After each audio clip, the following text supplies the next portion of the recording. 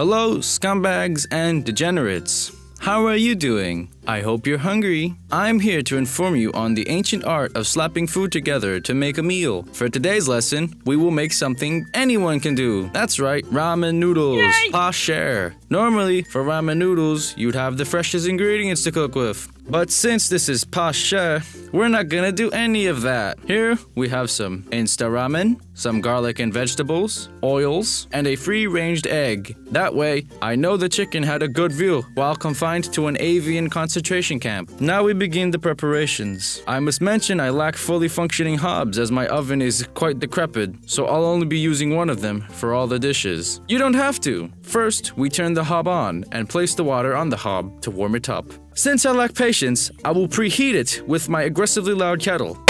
As the water reaches a boil, place the contents of the packet all in the water. Make sure none of it falls off or it could burn off your eyebrows. After it's properly mixed, add a block of noodles to it and repeatedly jab it with a fork. This way, the noodles learn not to disobey you. While it boils, begin preparations for the toppings. If you have vegetables, like me, just chop them up in whatever shapes you find most suitable for your deranged fetishes. Those of you that have been blessed with several working hobs can begin to fry the egg or other proteins. Remove the ramen from the pot when the boiling water begins to spit at you with disgust. Safely place the ramen in a bowl and leave it there for now. With the wheat-based monstrosity we call noodles out of the way, we can prepare the satisfying act of frying deliciously unused sexual reproductive organs. First, place a nice non-stick heat-transferring ingredient such as butter, margarine, oil, or semen and wait for it to heat up. When small bubbles the size of a spider's gonad begin to pop up, crack the egg and remove its insides into the inferno. Wait for the clear bits to become solid white and then remove